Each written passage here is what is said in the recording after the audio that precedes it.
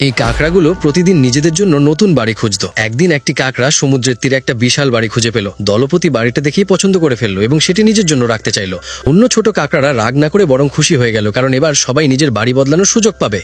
এরপর দলপতি সব কাঁকড়াকে একত্র করে তাদের আকার অনুযায়ী লাইনে দাঁড় করিয়ে দিল। পেছনে দাঁড়ানো কাঁকড়ারা সামনের কাঁকড়াদের খোলস খুলে নিজেরা পড়তে শুরু করলো। সবাই এতে ভীষণ খুশি ছিল, কিন্তু জ্যাক তার খোলস বদলাতে একদমই রাজি ছিল না। সে নিজের পুরনো খোলসটি পিঠে নিয়ে সবার থেকে পিছিয়ে গেল এবং চুপচাপ সেখান থেকে চলে যেতে লাগলো। দলপতি তাকে থামিয়ে নতুন খোলস নিতে বলল, কিন্তু জ্যাক স্পষ্টভাবে তা প্রত্যাখ্যান করলো। সে 18 বছর ধরে এই একই খোলসের সঙ্গে ছিল।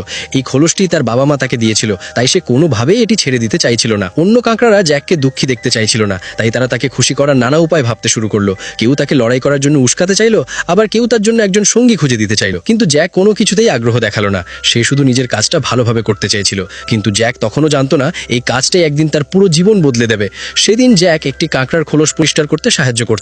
ঠিক তখনই তার দেখা হলো একটি মেয়ে কাঁকড়ার সঙ্গে। তারপর কি হয়েছিল এটা দেখার আগে যদি তুমি তোমার মা-বাবাকে ভালোবাসে থাকো তাহলে ভিডিওতে লাইক দিয়ে সাদা কালো সাবস্ক্রাইব বাটনে চাপ দিয়ে ধরে রাখো। আর যদি তুমি লাইক সাবস্ক্রাইব না করো আমি ভাববো তুমি তোমার মা-বাবাকে ভালোবাসো না। জীবনে প্রথমবার জ্যাক নিজে থেকে কারো সঙ্গে কথা বলা শুরু করলো, কিন্তু তাদের মাত্র কয়েকটি কথা হয়েছে। ঠিক তখনই জন নামের আরেকটি কাঁকড়া সেখানে এসে হাজির হলো। তাদের দুজনকে পাশাপাশি দেখে জন সঙ্গে সঙ্গে তাদের কথাবার্তা থামিয়ে দিল।